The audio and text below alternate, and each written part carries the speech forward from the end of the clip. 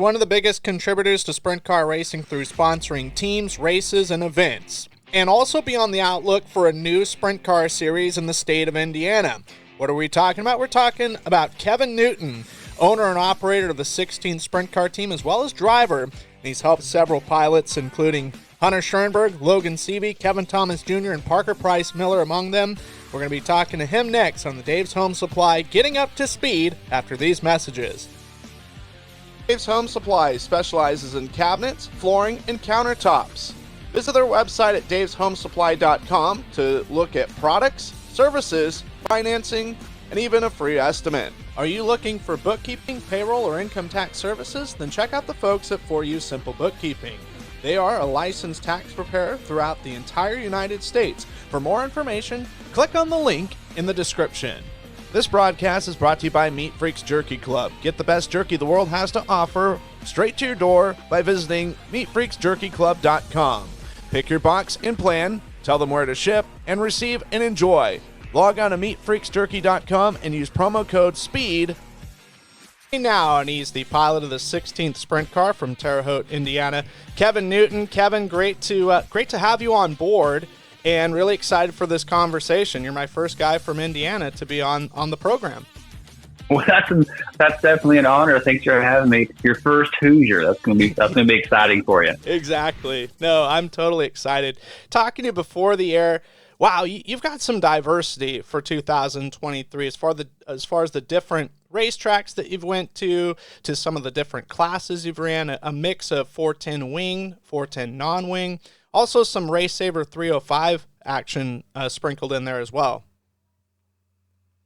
For sure. That was just this season. That's right. We've got a lot going on here in Indiana, and I took 23 years off from racing. I was fired back in 2004 from my it was an Auto Value Super Sprint Series back then, winged pavement sprint cars. Okay. And I was let go after a season prior to that. As we were speaking earlier, I was driving for the Law Brothers out of North Vernon, Indiana. The USAC, back then it was the USAC 2 Freightliner Series. And I went back to my ride this following year up in Michigan and had a pretty quick falling out after the Little 500.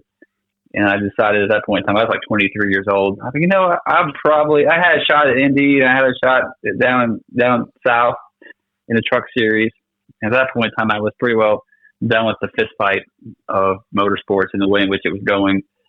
Bring the money and you can drive scenario. Mm-hmm. Not saying it's always that way, but there's a lot of that going on at the time.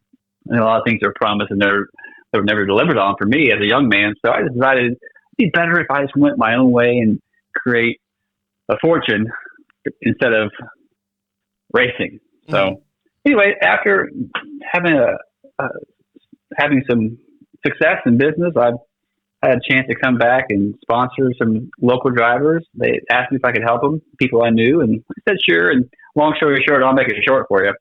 They asked me if I wanted to be interested in coming to a test and tune day to run the 305. I was like, sure, that'd be kind of cool. And I did. I said, oh my goodness, we have to go racing. So I bought one, and that's how I got back into it here 23 years later. And you won with one too, May 26th at Gas City I-69.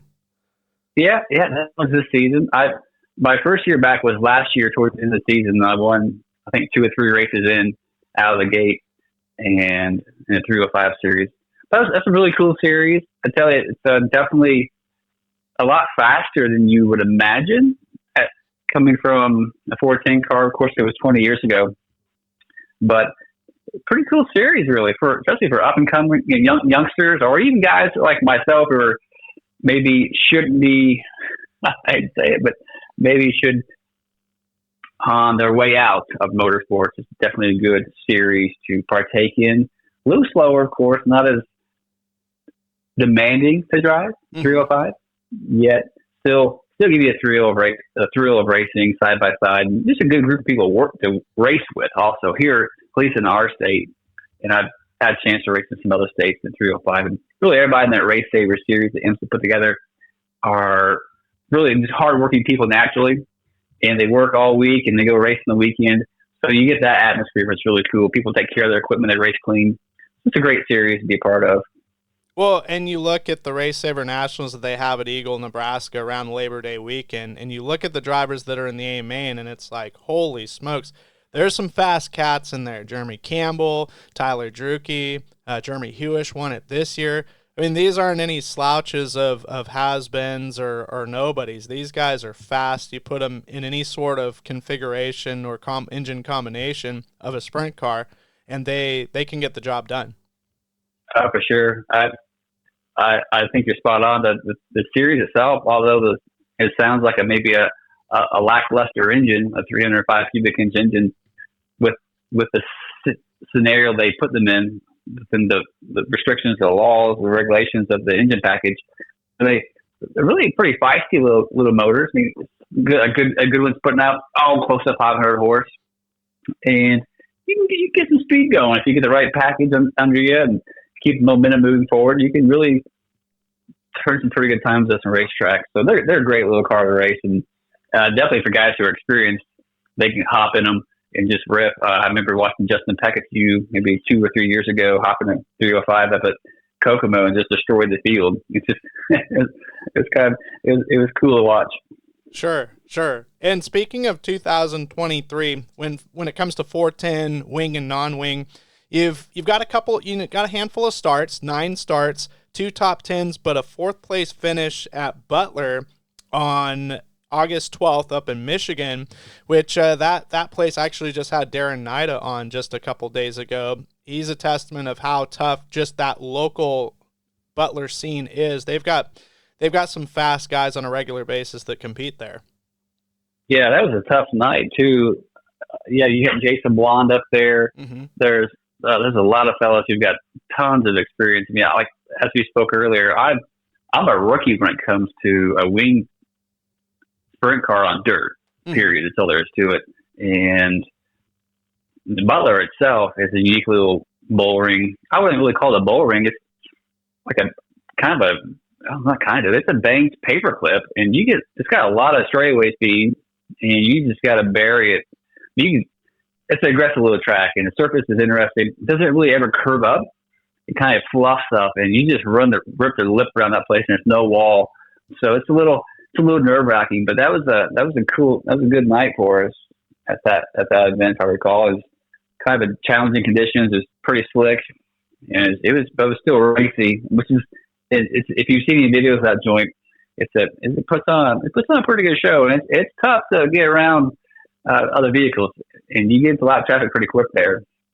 And but definitely a lot of wing speed, and it's definitely like as you said, a challenging, very very competitive track, especially for a guy like me.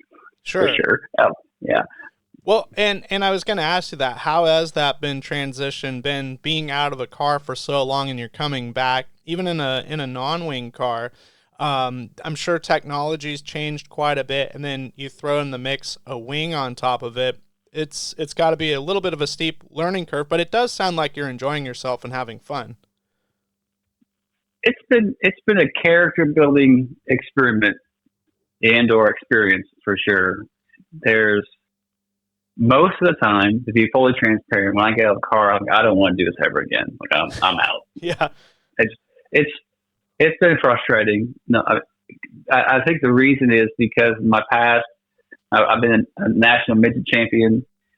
I've got hundreds of wins in open wheel cars from a youngster up to my early 20s, and I didn't think it'd be that difficult. And the racing the technology is definitely improved. It's not a ton different as far as the pickup points and things of that nature, the way a car behaves. The tires are a lot different for sure, the way they grow, the compounds. The power is just ridiculous in the 410 scene, in the wing world. There's definitely some nuances in technology, chalk packages, things of that nature for sure. And it has all improved. So you take all those small things, some of the small, some of the moderate size, but you compound it all.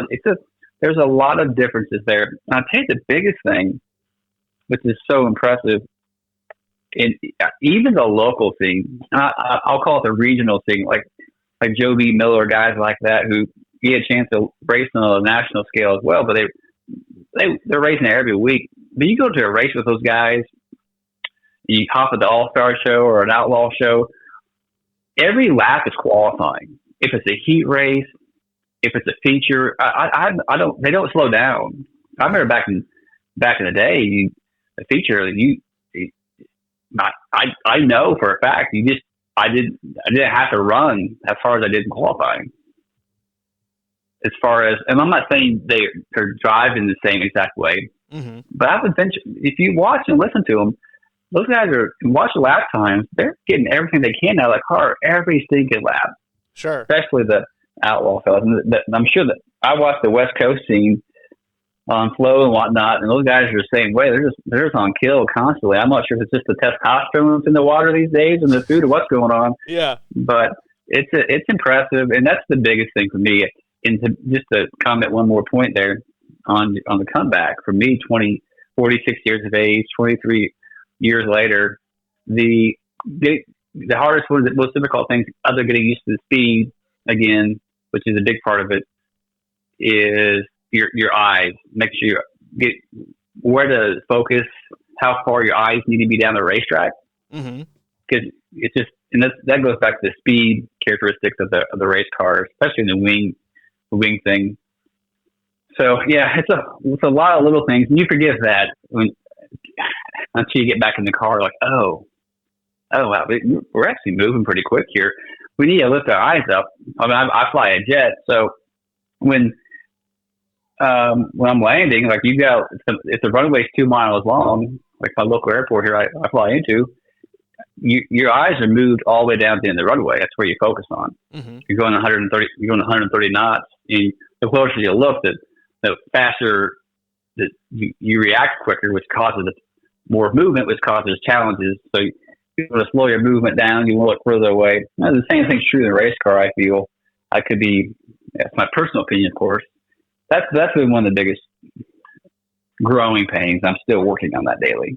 Well, and you make a good point. You listen to the motors, and you can just hear them going literally flat out so much more. Oh, man. But then you also see some of these guys get out of their race cars, win, lose, or draw, it doesn't matter, and they are you can tell physically, they're breathing hard, they're sweaty, and it's not a lack of being out of shape or any means. It's they're working really hard, and it's physically demanding. Absolutely. We ran the Hotspot Hustler last Saturday, and KTJ had a really good showing, and our non-wing car ran second. We had some issues with the ride I was in, but just in the heat race, and we were struggling. We ran 10 laps. I got out of the car. I'm in pretty good shape. I work out twice a day. I'm no slouch physically, and the car was still handling. We had some other issues, but just 10 laps, and I wasn't running fast. By the way, I was just trying to survive, and I was exhausted. So it's just physically exhausted. After 10 laps on a small little racetrack, there's not a whole lot of speed there. It's not like a super fast place. It's just the manhandling of the 1,300-pound race car with at the motors we got in those cars, 800 plus horsepower. It's just, if they're ill handling, it's actually harder to drive or to work. You see guys probably like you're mentioning earlier who are just out there ripping it, and even the guys in the back, they're probably working harder if they're fighting an ill handling race car. They could be more winded than the guy who just ripped the entire fence for 30 laps who won the thing. He's exhausted too, don't get me wrong. Sure. But the guy in the back who has a bad car, he's probably more exhausted because he's on the edge the whole time, just barely hanging on, trying to get the thing around the racetrack. Anyway, yeah, but for sure, man, it is crazy the amount of energy it takes. And I don't think that fans probably fully understand how much effort it takes to drive one of these things. They're ridiculous. I do some road racing, and it's just tough too, but it's nothing like this. This is a different level of insanity. Yes, no doubt. You mentioned Kevin Thomas Jr. He's one of the drivers that you've helped, because you've been putting drivers and some notable drivers in some of your cars. Hunter Schoenberg, Logan Seavey, Kevin Thomas Jr., Parker Price Miller, and also helping out some local racers and Rod Henning and Carson Dillon. And that's so cool that you're giving good opportunities to some drivers that have some great accomplishments and accolades, as well as some drivers that are kind of maybe coming up or new to the sprint car scene. Yeah. It's been fun. We're blessed. We've got a huge. I'd say huge. I've been to some race shops that are top notch shops in the outlaw and all star scene, and I don't think anybody rivals our stuff as far as equipment, engine count, number of cars, semis. I'm not bragging or boasting, but I put a team together. Number one for me, where I can go back and enjoy this as a hobby. Mm-hmm. At the same point in time, I've got our brands on the car that we own and operate, and part of our business model is as we grow our franchise system, it's a national company. So I want to help. I want to be able to encapsulate all of those things that I enjoy and all of our business activities as well into this activity to be able to maximize all of it, the business, the racing, and help other people grow, see the brand grow, see racing grow, motorsports grow, and actually bring more attention hopefully to the open wheel scene, no matter if that's wing or non-wing or whatever it may be. But I definitely, if you watch NASCAR, that's definitely a thing that people watch, and it's still, no matter shrinking or not, it still has a lot of eyeballs. Mm-hmm. But I'm not sure. I assume you're a dirt fan because we're talking. Yeah. I'd rather watch a sprint car race than I would a NASCAR race. Sure. I don't think a lot of people understand that's even going on out there. So we're looking forward to hoping to grow the sport in that capacity through the streaming platforms to be a part of that. We started a wing series here in Indiana. In Indiana, our first wing race will be October 6th this season, as a kind of a prelude to next season's full schedule. So we're excited about that. One of the things we're trying to do with the wing series in Indiana is we don't have a wing series currently. Sure, yeah. And we get some guys who visit, the all-star guys and actually they did not visit this year. The Outlaws did come to Hofstra, they came to Lawrenceburg, and then Highlands came to Kokomo. They'll be in Putnamville also in October. Mm-hmm. We get 4 races a season of wing stuff, and we're primarily a non-wing state, and I like wing racing, so I hate to say it, but I'm selfish, so I just went to some promoters and say, hey, let's start a wing series. I'll fund it. What do you say? Like, yeah, let's do it. So cool. We've had a lot of support. A lot of drivers are excited and team owners, and I think it'd be a good thing for the state. It'd be a good thing. I don't have to drive 5 hours one way to race, which I don't drive anyway, but the team doesn't have to go 5 hours to drive one way to a race and 5 hours back just to get one race in. That's what's so frustrating for me. But other than that, I still believe there's a huge amount of bandwidth available for the nation to take in dirt racing of any kind, whether it be late models or modifieds or sprint cars. Obviously, I'm partial to sprint cars, so we're excited about the opportunity to grow the series, our series, and the sport in general, and be a part of it. Like you mentioned earlier, the drivers. It's important to have. I want to see my stuff win, and let's just be transparent. In reality, if you put me on the betting arena, no one's going to bet on me to win, and I'd probably bet with you on that one. So I want my cars to win. So it's important for my stuff to run well. And it helps me learn as well and improve our stuff with putting guys like Hunter in the car and Parker and KT and Logan to understand where we're at and help improve our entire company when it comes to the racing side of our ventures.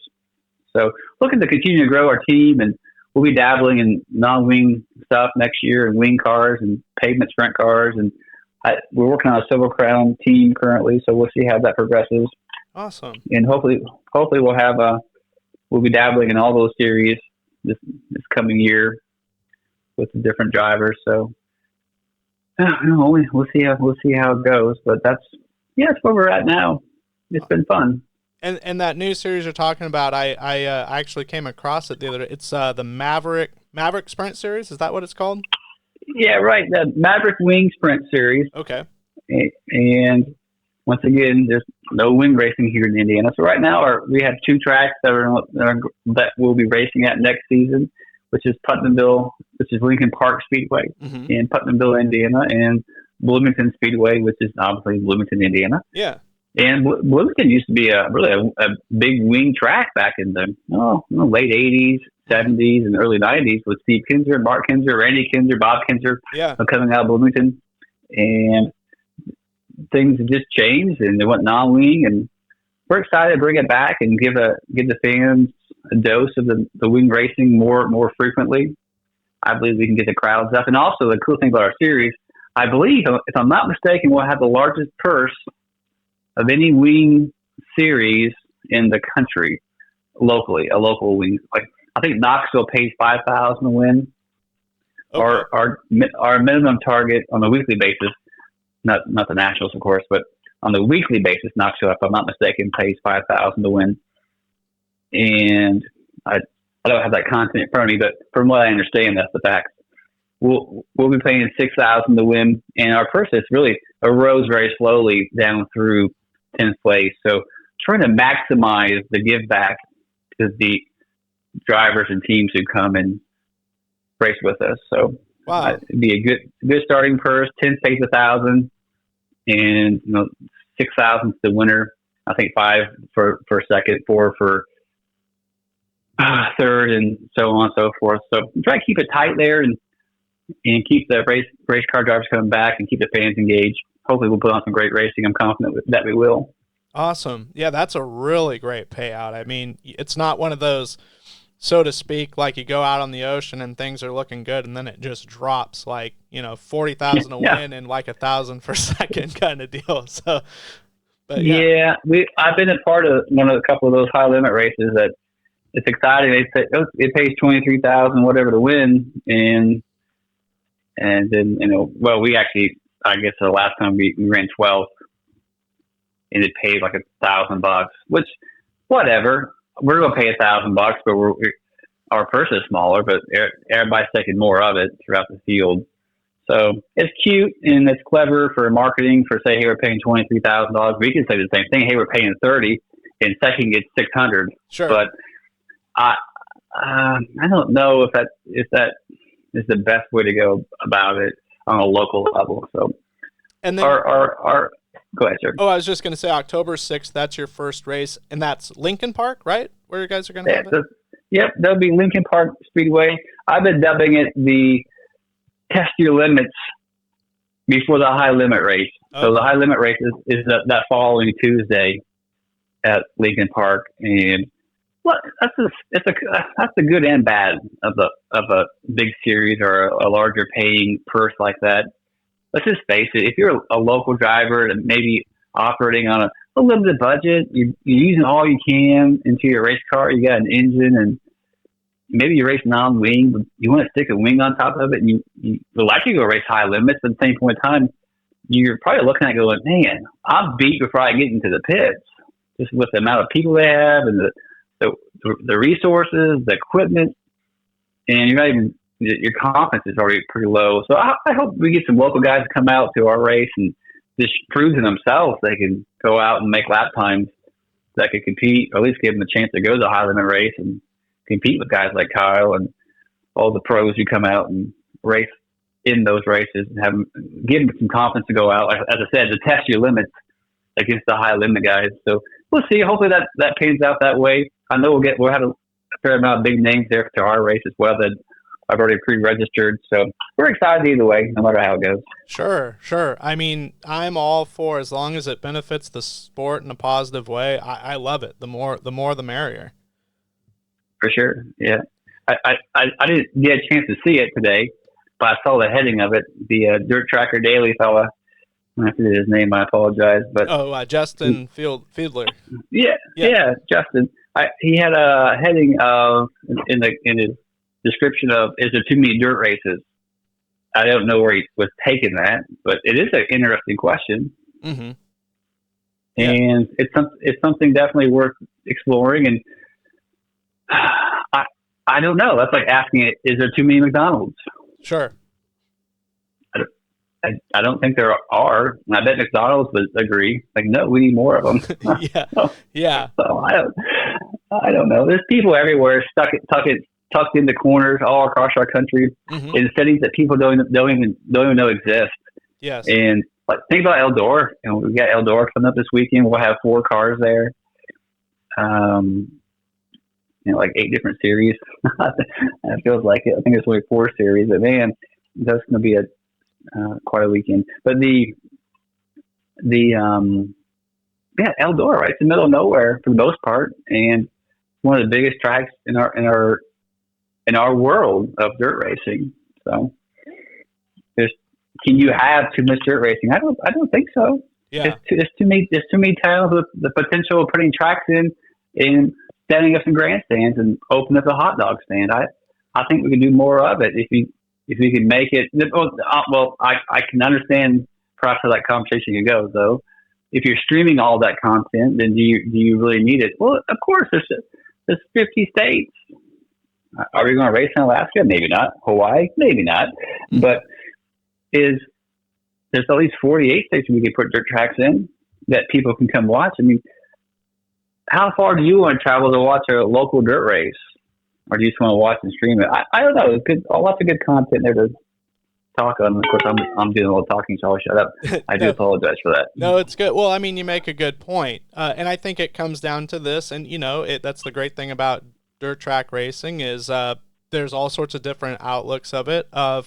Is there too many McDonald's? No, but if there's a McDonald's right next to 2 of them right next to each other, that it's marketed wrong and planned wrong. Same deal with the race. If you have a race at Lincoln Park and then you've got a race at Bloomington, they're all in the same deal, same class, and you're just that's, I could see that argument being made. But if it's all done well and scheduled somewhat right and marketed correctly, everybody wins. So that's my soapbox statement. Absolutely. That's probably once again, I haven't seen Justin's video there. I just saw the heading, and I'm sure that's probably he takes it. Once again, I haven't seen it, but I think you're spot on there.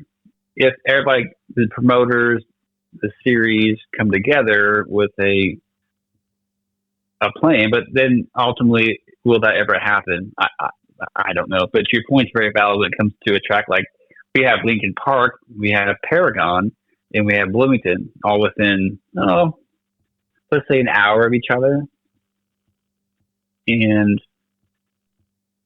if I lived in Terre Haute, it's an hour drive to Bloomington. It's also an hour drive to Putnamville, and also an hour drive to Paragon. So if they're all racing dirt races that night, and they're all the same class, I guess it would come down to who's where. If I have a favorite driver, or so on and so forth. So yeah, it's definitely a challenge, and it's been a challenge in our state, and I'm sure it will continue to be. But our deal is there's no other wing series in our state if you like wing racing. So yeah. We have a unique market advantage there. Yeah. If you want to watch wing racing, you have to travel 3 hours currently to watch one. At one point, I think historically there was the Mid-American Sprint Series in like 2004, 2005. I think Cameron Dodson won the first championship in 2004, and I think Kelly Kinzer in 2005. And then I think that's when the Midwest All-Star Sprint Series kind of came, and Jared Hull was like the king of that for several years. But then, yeah, as you say, there's kind of been a void there for Wing 410 stuff in Indiana. Obviously, Ohio's a hotbed for it. MOA is across the border in Illinois, and they do a nice job. I mean, I've ran some MOA races, and those guys do a great job over there. They travel between some different tracks throughout that state. They hop a border or two here and there. I think they went over to Peebly this year and ran. I didn't make that race, but I mean, I'm pretty sure they went to Peebly. I think it got rained out, maybe, I'm not sure. But either way, they are definitely.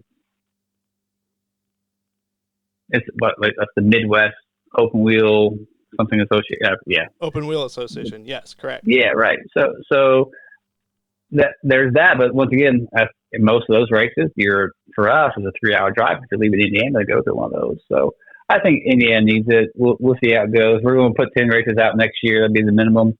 If it doesn't work, it doesn't work. But once again, if I'm the only car that shows up, then that's fine because I don't want to drive 3 hours. Yeah. Sorry. Yeah.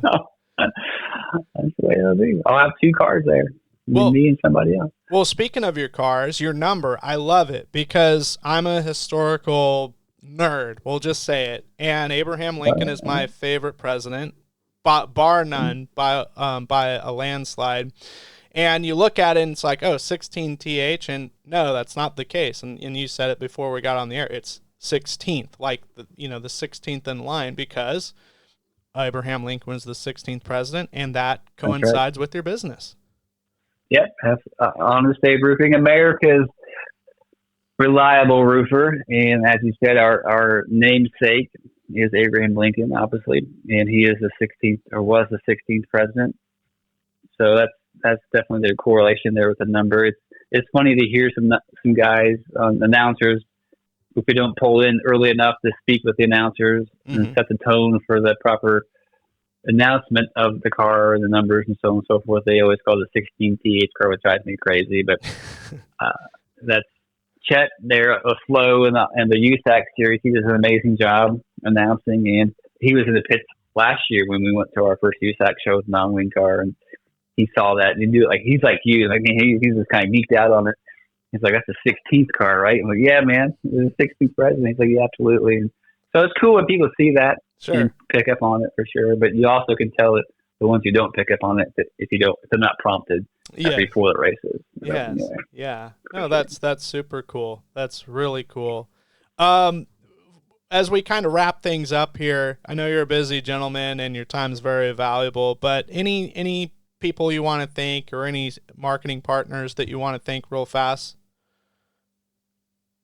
Oh man, we need a whole other hour, but absolutely, it's a ton of people to thank.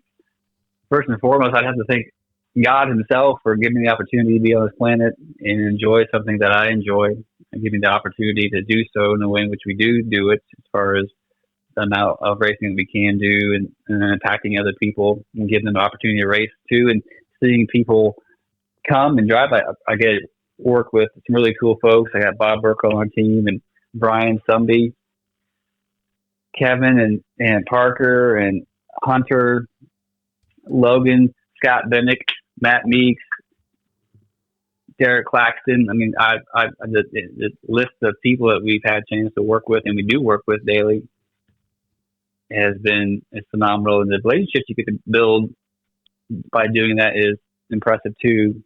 And I've met just a great amount of people, and just, I'm not sure how else to say it, but I think the best way I can say is just like true Americans, if that makes any sense at all. These are the people who are, I feel, backbones of our culture and our society in motorsports. I'm not saying they're not anywhere else in the country. I'm not being foolish there. When I go to the racetrack, though, I get a chance to speak with race fans and people who work on race cars, and the amount of time and effort they pour into it. And just like, man, I was down at Hofstad Saturday, and the amount of people there, and the grandstands are packed, the amount of campers there, and just touching and talking to people that were there to watch is impressive. And I think it's one of the reasons why I enjoy the sport so much. I definitely want to thank all of them. I don't know all their names, though, of all those great fans, but ultimately, at the end of the day, that's why we do it. It's amazing to see those people come out and spend their time, mainly the time, which is so costly, and their money to get a chance to be entertained. And that's why we do it. We have the heart to put on a race suit and a helmet to go out and be the entertainment, and they get a chance to enjoy it. Hopefully we do a good job for them. But definitely want to thank all the fans, and I don't get a chance to see all the fans all across the globe or all across our country, but they're all similar to me. They're all amazing to come out and watch us crazy race car drivers go around in circles. So definitely appreciate them. Well, amen. You hit it right on the head. The race fans, they, at the end of the day, they write the paycheck. Sure, the promoters pay, and yes, the race teams, they have to pay, their fees and everything too. But at the end of the day, yes, sponsorship is involved, but really the backbone is our fan base, and we need to make sure that that's healthy and growing and all that good business. that's a big part of it. I don't think it gets enough attention. That's one of our, well, I'll tell you, it's just one of my personal pushes in doing this is I do enjoy racing. I enjoy being part of it. I enjoy the atmosphere of it. I enjoy working with race car drivers who are quick and fast, and they get in the cars and they do some amazing stuff. I'm like, wow, that's pretty cool. I wish I could do that. And you get a chance to be a part of that, but then to watch the fans interact with them and watch the fans and to how they're awestruck watching these cars go around and these guys just if you've seen a race at offside in person, you understand. And I'm sure it's amazing tracks where you're at as well, but these guys are just it's ridiculous on how hard they drive and I think the fans they understand it and they watch it and they appreciate it. And it's cool just to see all that. But as you mentioned, the series, the drivers, I think sometimes we just lose focus of like what are we doing here? Like we're gonna put a show on for these fans, and I'm sure you've been to events where the promoters have got like 18 classes there, and that's like, man, that's one thing with our series. Like, no, that's not going to happen. Like we're gonna have if we have anything, we'll have one small support series just to help the time lag in between B mains and whatnot to keep things moving and keep things keep them entertaining. But to have 14 different classes on one night and you're there from 6 to 1 o'clock in the morning, that's not good for the fan. If you got to turn and burn these events and keep them exciting, keep the fan engaged, keep them coming back, and if you want people in the seats, then and not watching on the streaming channels, if you're a promoter who owns a racetrack, you got to listen to the fan what they want. They want it quick, they want it fast, they want it exciting, and it needs to be in a way in which it's palatable on a budget.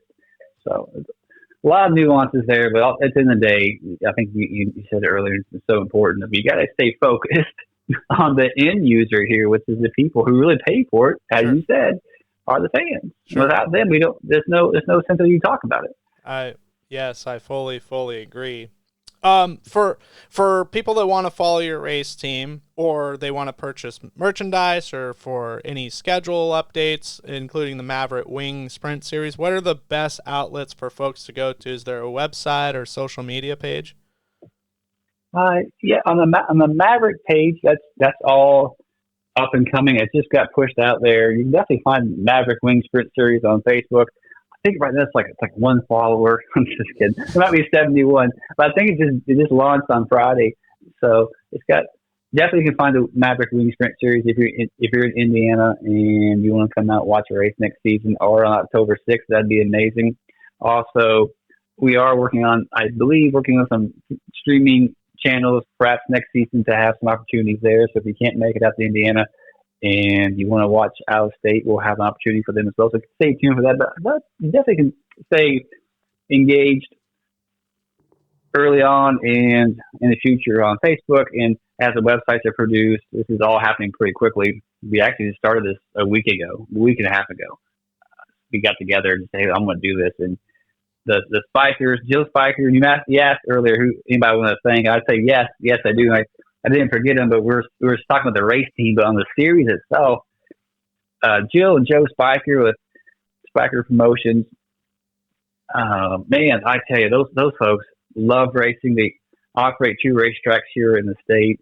They operate other tracks in other areas, and those are some hard-working folks. I gave the idea to them, and they just took off with it, and it's been really cool to watch them and be a part of it. And I tell you, I can't keep up with Jill Spiker. She's a hard-working lady. She's emailing me like 8 emails every 7 seconds. I'm not sure how she does it so quick.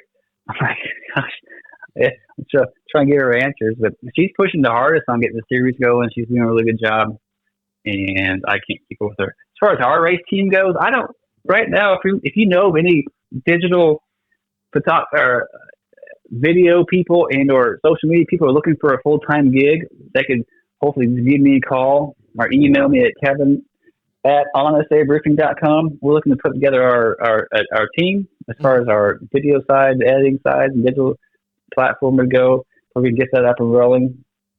And it's been challenging to find people who want to travel and go to races because you know that the hours it takes throughout the week and they're going to races. You're there all night, and it's on the weekend. So it's definitely a wonky schedule for a normal person who's kind of in the social media world.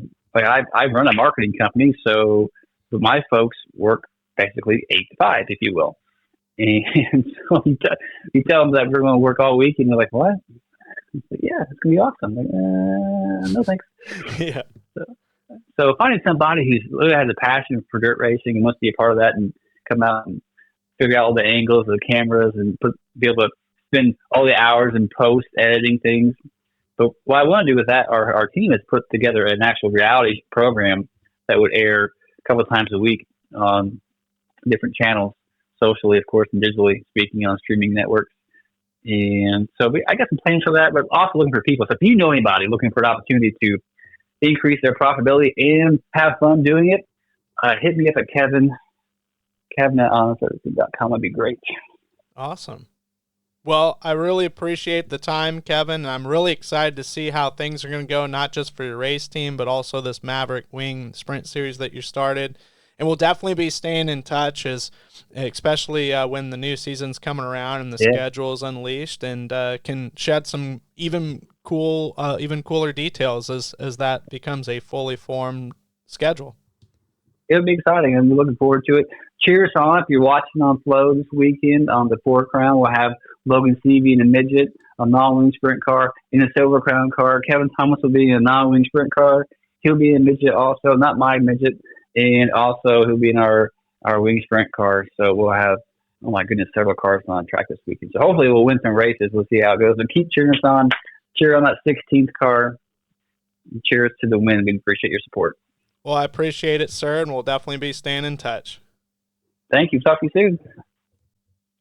Well, that is going to do it for this interview. We hope you enjoyed it. Be sure and hit the like and subscribe button on whatever platform you found this interview at. It really helps us grow the channel, and we greatly appreciate it. In the meantime, we'll be back with more content and interviews in the future. Be sure and have a great evening or a great rest of your day, whatever time you're listening.